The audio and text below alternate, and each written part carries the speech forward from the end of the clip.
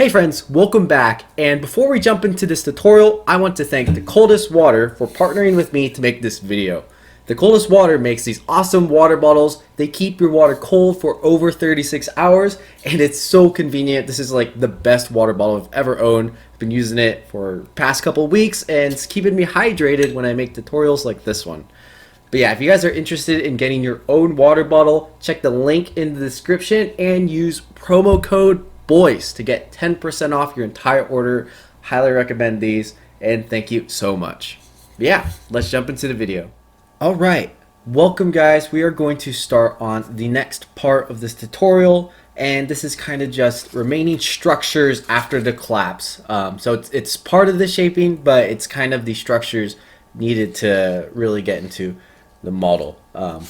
So they won't be as much shaping folds as they are just regular folds, but we're going to start off with the legs, and I think as we do them you'll kind of see what we mean. There's going to be a lot of spread squashes. Alright, so we have the legs here. I'm going to hold them this way because I like to fold away from myself. And let's start off with, this would be his left leg, but it's on the right side. And if you notice, we have our Elias stretch that goes all the way up, and we're basically going to be spread squashing up as far as we can. I think all the way up till this one. We can't spread squash this guy, but that's okay. So what this looks like, and you want to try to be pretty careful on these because these are going to make visible texture on your leg.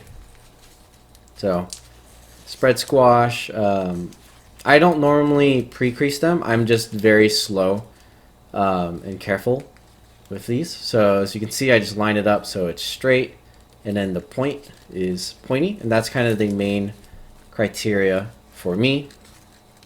And then we kind of keep going, and honestly this part I really enjoy. I really love spread squashes in general, so it's going to be like this. And if you've seen the Samurai DLC shaping tutorial, you're going to see a lot of similarities between this leg shaping and that one. They're almost exactly the same. However, you can do a lot of different, methods that you like. These spread squashes, there's many ways to change it around just to get different textures. But yeah, so we're going to go all the way up, and as you can see, it turns this flap from basically a 1 unit leg wide to 2 units. And as we get closer to the joints, we can start to work on converting the flap, which it's not really a level shifter, but we're essentially shifting up a level. That spread squash wasn't as clean, right? But we got one more here, I believe. One more spread squash. So we'll try to get this guy in. And if you can't get this one, honestly, it's okay. The very top one, or the very top one that this one is, it's not going to be as seen because it's going to be covered by the battle skirt. But if you want to have it, you can, just like this. So we just completed all of our spread squashes, like that. And what I like to do to have this unit actually go out is underneath this leg, which this will change as you go, so it doesn't have to be a concrete thing, but because there is a crease down, you can just swivel out the rest of the layer. And it's going to overlap with the other leg for now, but that's okay. That kind of just lets it stay flat. I like to just get it out of the way a little bit and kind of pull the leg diagonally a little bit, just so it's not in the way. But just like that, we're going to do the same thing on this leg. So I don't need to show that yet, but you might be wondering what this extra bit is for. Honestly, this can be anything you want. I just spread squash it as well, and I use it as extra thickness for the leg shaping. It kind of is just leftover paper. It's not really intended for any kind of structure, but maybe you can get creative with it, if you want to fold him and maybe he's got like a leg wound, or I don't know, anything that sticks out just a little bit. But honestly, it's kind of just leftover paper because the design is shifted in the way. But yeah, if you're using thin paper like I'm using, then it's nice to just use this to add thickness to the layers, so that it makes the leg a little bit easier to shape. As you can see, my spread squash got a little bit stuck there, but it's okay because the back doesn't matter quite as much. And there's only 3 spread squashes like that. And actually, before I forget, before you do the spread squashes on the other side, at least in this case, I'm also going to do, let's get the camera to focus, there you go. I'm also going to pull out these spread squashes, which this is the same as the Samurai DLC. And you just carefully pull it out, and there's some existing creases that you want to mount and fold on. And if it gets stuck like mine, I just kind of open up the inside and push out along these creases to make it clean. Just like that. And you get like an extra little flap when you pull out that corner, which for now we're just going to valley fold up, and we get kind of a kite shape like this. And we're going to do that all the way up as well. And it's just a nice little detail. And yeah, we're going to be doing this a lot in this model. So obviously for both legs, and then we're also going to do it for the arms. And again, it's a nice texture that I think adds a lot to the model without making it difficult. Like, it's not really anything hard to do or collapse, or doesn't make the crease pattern any more weird. It just adds some nice textures. It lets us have a knee joint. It's a little bit better. But yeah. And as you can see, sometimes you get stuck like mine did. So you can just go into inside and fix it. And it's still kind of squished, but yeah, we'll go in and fix that later, but it doesn't matter too much. And we'll pull out this last one. You don't have to do the one on the very top, because again, it's not going to be seen. But just try to get it as clean as you can. The nicer it is, the better it's going to look. Right, so that's for the legs. And you're going to do the same thing on this leg. So we're going to come back after I finish this one, and I'll let you guys also finish this. So you can pause the video and get that second leg done, just like the left one, or the right one.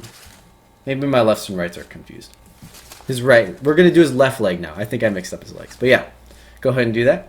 Alright, so we have completed both legs with the spread squashes and pulling out the spread squash. So they should look like this, and as you can see, I just kind of have some folds here to keep them diagonal, just a little bit. Again, don't worry about that for now. We're going to be doing these guys later. But while we're on the topic of spread squashes, we're going to do spread squashes for the arms. And we're going to take a look at this arm first, and this is the one that has the long fingers, and we'll also cover the fingers for this. But our head should look something like this.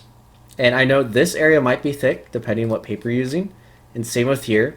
These will help make the model closed back. So you want to make sure the cross section is like this. And then we had our arms up from the collapse, and you just want to make sure you can fold a hinge down. Yeah, and just have that ready so your collapse doesn't undo itself. But we're going to take this arm, and as you can see, the stretch goes along here, the 45-degree lines. And again, this is where we are going to spread squash. And it works exactly the same as for the legs, like this. And we're basically going to go all the way up, except as you can see, we could technically do it here, but we're not going to do it. Leave this one normal, and it will just help the arm to shape and pivot and do a lot of however you really want the arm to be positioned. Yeah, so in that detail won't really be seen as well, so don't worry about it too much. So just like this, just like the legs, do these spread squashes. And also like the legs, we're also going to pull out the spread squashes. However, it is kind of up to your choice if you want to do the same pattern as the legs, or if you want to do something different. I think if you did watch the Samurai DLC tutorial, I included a different version where we're pulling out part of 2 spread squashes to make a even different squash, and that's used a lot for like an extra small flap. But that generally the flap only exists if you thin out the flap, which we're not going to do for this. This is reason as a hand. So you don't really have to do that here, I don't think. But yeah, so exact same thing. I'm just showing this so that you guys can fold along. But it is exactly the same. And as you can see, it doesn't take too long. I know it is quite a lot of spread squashes and it can get a little bit repetitive, but this is part of origami that I find therapeutic. You know, these folds are particularly nice. You can do them all in the air too. As you can notice, I'm air folding. And then right here, this is the last one we're going to pull out. And like the legs, right now the arm is 2 layers thick. However, we're not going to treat it as a 2-layer flap. Yeah, we can close it for now. Later on in the shaping, we're going to be doing some 3D crimps to make the arm a bit more round and have more volume. So we're actually going to, I guess, almost outside reverse the entire thing. But we don't have to worry about that now. So I just valley folded back where it originally was. And that way we can work on the fingers. These are pretty simple. I think I showed, looks like I showed maybe here from the pre-creasing, but technically you don't really need to pre-crease these fingers once you have this spread squash done. And it doesn't show up too well because of the lighting, but there's our 22.5 degree angle, and we can just use that as reference for fingers. And all this is reverse folds. So I'm going to reverse fold using the spread squash edge as our reference, reverse fold, sorry. And you get a little bit sticking out there, and then you will reverse fold back up again, and one more time to close off this flap, and this creates points for our fingers, just like this. So as you can see, there's one finger here, and then you basically do this for the rest of them, just like so. And this makes it easy. I think a lot of times diagrams will have you pre-crease some of these reverse folds. I just don't like to pre-crease them. I don't think it really helps that much, especially when you have a very obvious edge to use as reference. But if you would like to pre-crease these, you can go through the process of pre-creasing them. But I find that doing that type of pre-crease and that type of folding to be a little bit too repetitive. But yeah, I mean, as long as your fingers are pointed, generally with this style of reverse fold fingers, it's pretty easy to get them sharp, even if you're not very precise. Right here, I'm messing up a little bit, but it's honestly fine because the fingers are long enough anyways and thin enough that it won't matter too much. These fingers are coming from the edge of the paper, which makes them a lot easier than the fingers that are going to be on the other arm. So yeah, go ahead and finish that, and then we are going to jump over to the other arm, which at least the spread squashes are a little bit similar, but I will show you where to put them. Yeah, there you go. We got one more here for the very last finger, like so. And when you don't pre-crease them, I don't know, I find this a little bit fun because I can work on eyeballing my precision, which is a good skill to develop.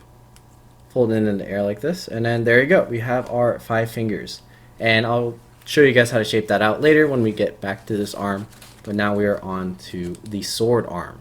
All right, so for the sword arm, we're actually only going to do 2 spread squashes, and I want you guys to pay attention where these are. So if we open up the flap, this is where the hand is. This is where the fingers are going to be. And we have basically where we would spread squash here, and then the top one.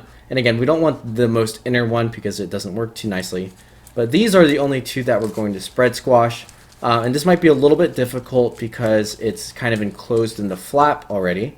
But this first one doesn't matter too much if you get it the most clean, because we're actually going to be outside reversing kind of like this to get the detail on top when we shape out the arm.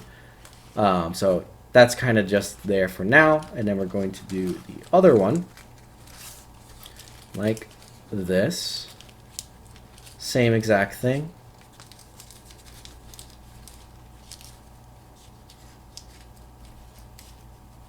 And since it's only two of them, I'll show pulling out the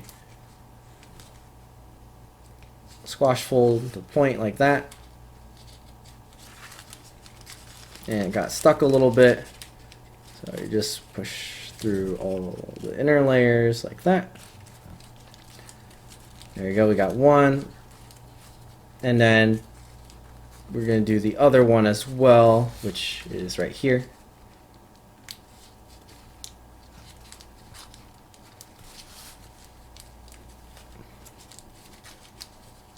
And voila. There you go. Okay. So we have those two spread squashes done. I know the light is a little bit hard to see, but there you go. Here's kind of the view. Exact same as the others. And once again, we're just going to close this up for now because we still have to do the fingers for this side, which it's a little bit trickier. But before we get to that, let's do the sword. So the sword is kind of interesting because if we look at it, there's some details going on here for the blade. And so we're going to use some spread squashes to actually achieve this as well. If you look closely, you can actually see them running up the sword, and I'll kind of show you what to do. Again, if you have a different sword you'd like to shape into this model, you can go for that as well, but I'll show you how to do some of these subtle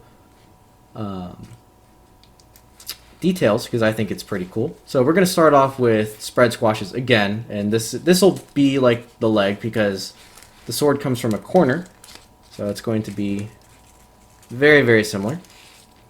And these ones you really want to make sure they're precise, at least the first two, because you want the tip of your sword to be pointy.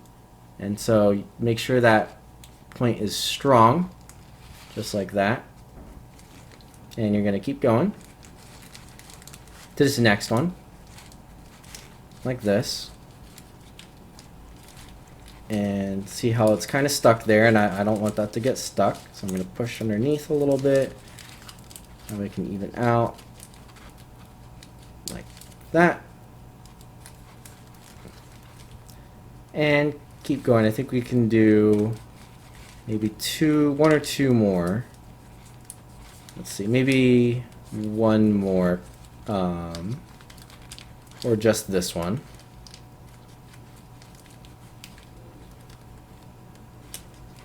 See where we're at. Does this one get too close to the bottom? Yeah, I think it does. So we're just going to leave it like this.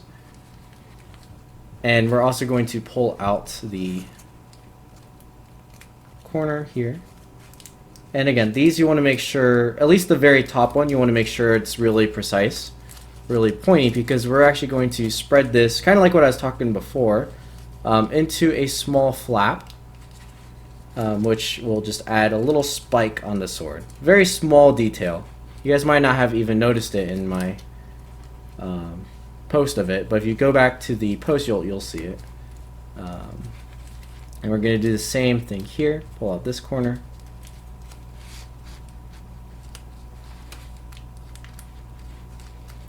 And I messed it up a little bit, like this. There you go.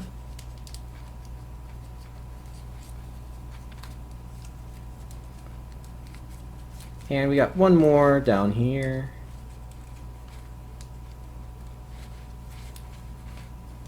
There you go. So that is, I think, all of these spread squashes. I know that was a lot, but we have the units here. And what this sword is going to be like, again, this structure is a little bit different because we are going to actually be folding the sword outside like this. And basically where it intersects over here, we're going to make a handle or a guard, a sword guard, which we're not going to do that right now. I'll show that in that shaping tutorial. But that's what's going to happen with this sword. But before that happens, let's get this spike in here, which the spike is kind of optional. You can actually kind of see it already here, but what we're going to do is we're actually going to pull out this point and basically move it. And I'm doing that by opening up on this edge, and there's not quite a correct reference point, but you kind of want to make parallel lines between the two spread squashes, and that kind of helps move the point. So we did it here, and I think I explained it a little bit better in the Samurai DLC tutorial, so if you're confused here, I might have had some reference points on that one, but it's going to be the same maneuver to get, just kind of shift the point a little bit.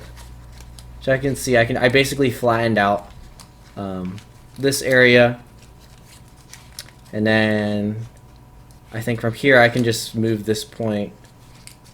Basically I have this paper, right, so I'm just adjusting it to here, and I want it around the middle, I'd say. So I guess instead of horizontal lines, they just meet as 22.5 lines, but no real reference, just kind of somewhere in the middle like that. I like to start it out like those horizontal lines and then move it from there, as you just saw. But yeah, however you want to go about this, go for it, because then we're left with this flap right here, which is pretty small. But what happens is when we mount and fold this way, we can kind of reverse this flap up just a little bit so that it sticks out and makes the tiniest of spikes.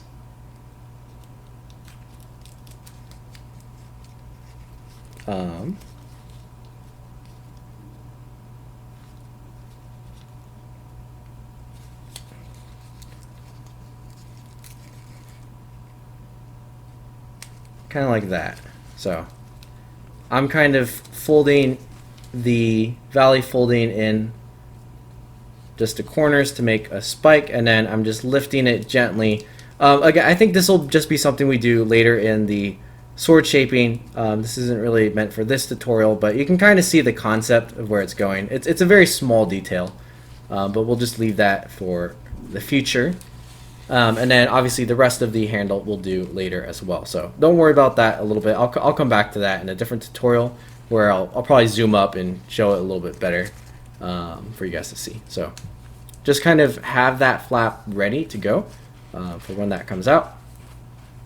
But yeah, so that is the spread squashes for our sword. And let's do the fingers really quick. And then the last part of the tutorial will be these guys right here. Alright, so now it's time for the fingers, and if you guys have folded my samurai, I've seen the tutorial, the fingers are what people would like to call pretty cursed. So these ones are no exception, but again, you kind of fit the detail in the slots, and it kind of works, but here you go. And if you want to come back to this later, because this is probably the most boring part of this model, feel free to do so. But we have our spread squashes, and we're going to go 2 layers, so that's 1 layer, 2 layers to the left. So if we look down in the middle, you can kind of see the edge of the Elias stretch for our hand. And what we're going to do here is open up this layer so that we can actually just squash fold this flap down. And this is going to pre-crease our fingers for us. So squash it down like that. Since it's thick, it probably won't go all the way, but if you can do this, I like to reinforce the crease by just folding it in half, and that basically pre-creases all of our fingers. And the only real finger that is, I would say, like cursed is really just the thumb, but the rest aren't bad. So to do this, it might be easier to put the sword, right now it's tilted, right, to just undo that, fold a little bit. So put it straight along the arm like this. That way we can kind of open up this flap a little bit easier and start pulling out some of these fingers. So like the helmet, you can use the paper forger method for each one of these, or honestly you can just pull out all these layers and collapse them at once. If you're kind of familiar with these, it's a very simple unit to get all these fingers, but yeah, maybe not the very top one. That's gonna be for the thumb, but let's just start towards the edge and work our way in. So grabbing the very outside edge here, just opening up this layer, and we can see the pre-creases have started, and they kind of work like this. So I'm just mountain folding along all the pre-creases. Let's get this arm out of the way like that. Right, and then that starts our finger. And we're just going to keep doing that until we get 4 fingers, I'd say. So I kind of just pull them all out at once and then fold them. Right, so you can't see the pre-creases here, but hopefully you can see them on yours. And they're kind of like mini water bomb bases or preliminary bases. Not really preliminary, more like a water bomb. That's basically just a 1 unit diagonal across these flaps like this. And just keep track of how many fingers you have so far, because once you have 4, then the last finger to be created will be the thumb, and that's the only really tricky one. So we got 1, 2, 3 so far, and then we're about to create the 4th. And yeah, you just want to be careful not to pull too many layers out at once in case you get lost. Sometimes if you lose where the flaps are, then it makes it frustrating to recollapse it. Alright, so this is our 4th finger, I think. 1, 2, 3, 4. That's right, so this point is the 4th finger, which means the next point we want to make is the 5th finger, which the 5th finger we want to make, instead of 1 unit, we're doing 2 units, so that we can have some distance in the thumb to wrap around the sword. And so I'll use the pen so you guys can see. Basically, we have the tip here, and then we have our diagonal. This is a grid unit, and so is this one, and this makes it a 2 diagonal unit long, right? So our diagonal goes from like mountain, valley, valley, and this is just like the samurai. However, it gets tricky when we try to make a point out of it, because we have a lot of intersecting layers around here.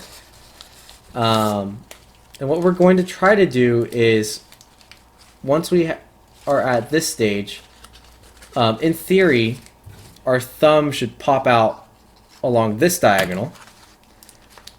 And so you just want to kind of fold it in,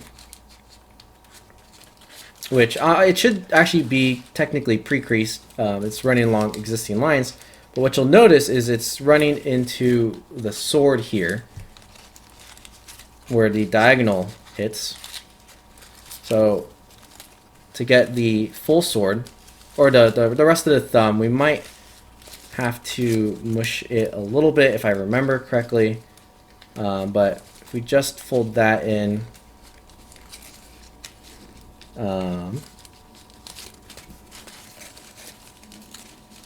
or we might not have to. Let's see. So it's not perfect right now, but let's try folding this arm back into place.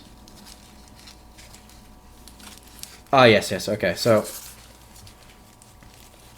from here, hopefully I can orientate it correctly. This is where our 5th finger point is. We want to valley fold it down into our flaps.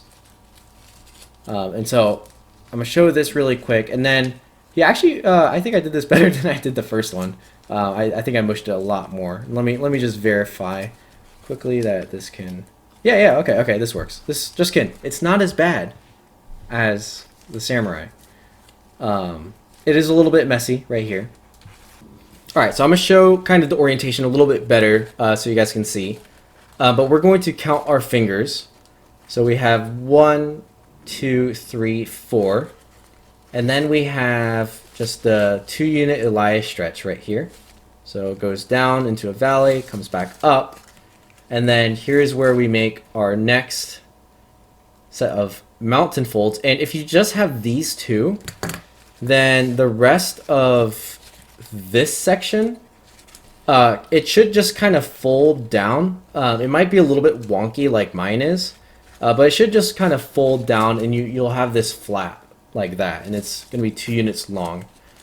And so for now, since we are sword and then this is our hilt, right? Yours might be oriented like this with this flat open.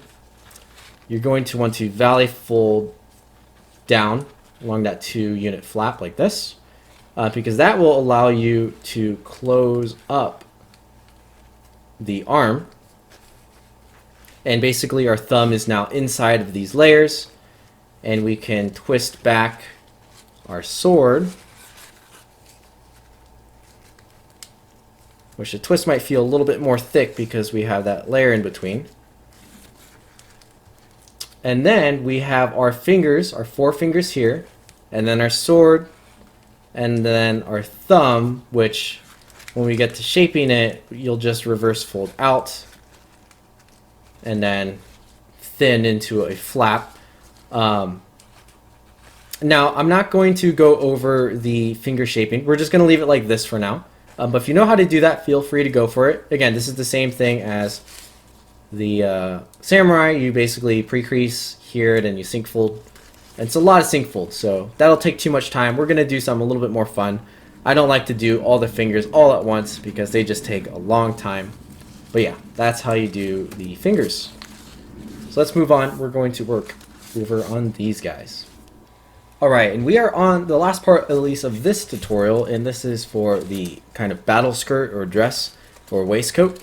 Now, this one's a little bit interesting, and it's going to be pulling layers. So, again, if you're familiar with the samurai, then this will be really easy for you. But if not, what we're going to do is I am reaching inside of these flaps, and I'm holding it like this so that I can draw just the top layer out, and I'm just going to pull very gently out. So as you can see, it's starting to separate just like this, and I'm not going to fully flatten this area. It's actually very important that we keep these lines intact, but along the top I'm just going to create a mountain fold, and we're going to just leave it like this for now, so it's definitely not flat. And let's pull out another one, and I'll show you what the concept is.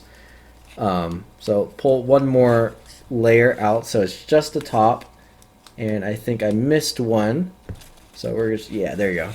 So you want to be very careful here, just like this. Okay, so let's take a look at this for a second. As we can see, the underside still has mountain folds right here. And there's the other one like that. What we want to do is actually push these mountain folds, and it'll reverse them into valleys. So let's start with this one because this will be a little easier. And I'm just going to push on the underside like this. And it's going to close in and push it in as far as you can. This part doesn't have to be the cleanest, but it's basically going to create kind of a weird transition inside like that. It's almost like a reverse fold. And let's do the same thing on this one as well. So it'll kind of pop out the flap like this.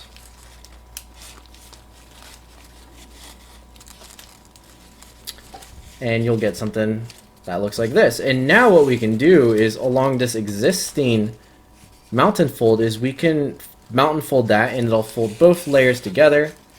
And then we can valley fold the next one, and then do this mountain along the one after that. And basically it will allow the layers to kind of re-collapse in.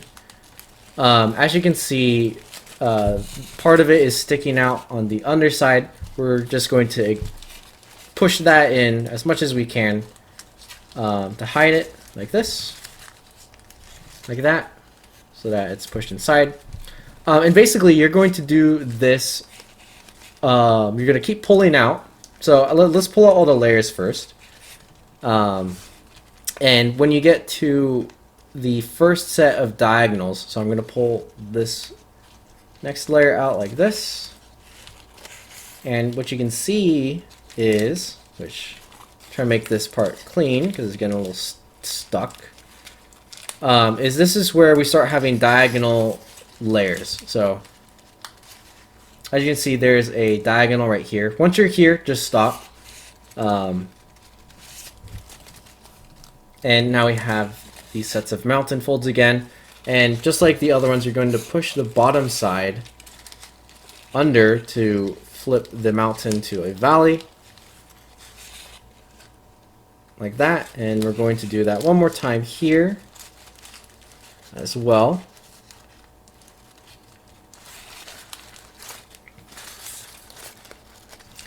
And my paper got a little bit stuck here, so to make it clean, I'm just going to fix it a little bit. And then once those are pushed under, then we can fold along the existing mountains and valleys and basically recollapse this flap.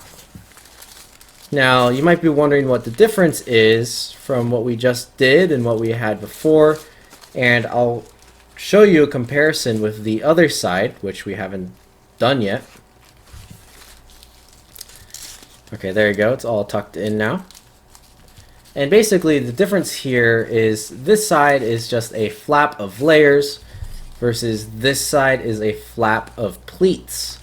And with these pleats, we can use that to shape a lot of different things. So in the case of the completed one, you can see that we use the pleats and we just face them inside to make this texture. And so I'll show how to do that when we get to shaping, but at least structure wise, we're going to do the same thing on this side, which I'll show very quickly for you guys again.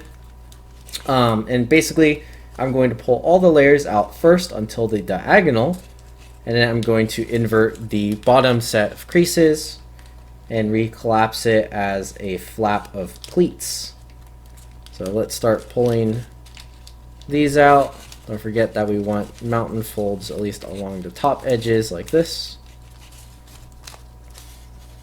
And keep going until you have the diagonal ones, which is just one more flap here. See if I can grab it. There you go, just like that. Be very careful. Sometimes the paper will get stuck, and if it gets really stuck and you just pull, it might tear the paper, and you don't want that to happen.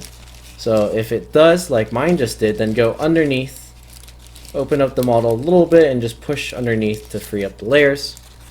There you go. Now we have all those layers pulled out, and all we need to do is reverse the bottom set of creases by just pushing it up and under with your thumb, like so. And then as you do this, you can start to recollapse just using those existing creases that we have.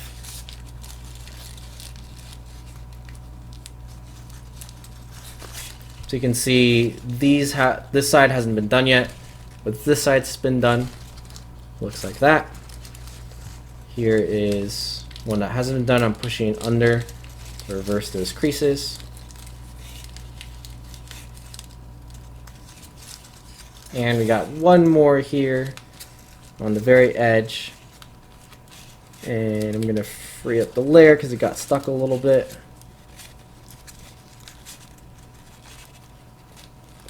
There you go, just like that. And then we're going to push the under layer. And I think the edge flap is going to have the most trouble just because it's going to want to spread out.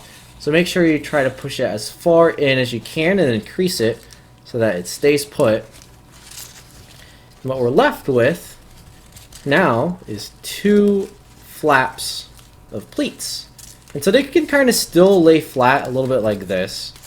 But later on we're just going to tilt them in. And you can kind of see the concept, right? If I hold the two front ones then you can kind of see how they splay out a little bit like that. And that kind of is what creates a texture. And it'll be a lot easier to manage this as we move the legs out. But yeah, that is how you do the waistcoat. And I think that's a pretty interesting structure, which if you guys are designers, might be able to apply that technique to different flaps. If you just have flaps with a lot of layers, turn it into flaps of pleats. But yeah, so that wraps up this part of the tutorial. So thanks everyone for watching so far. I know this has come out a little bit later. I'm going to try to wrap up the entire Dragonite very soon. So for those of you who have been waiting a really long time, it's coming very soon. But yeah, thank you guys for folding, and I will catch you in the next tutorial. Thanks for watching. All this origami, all this origami, all this origami got me going kamikaze now.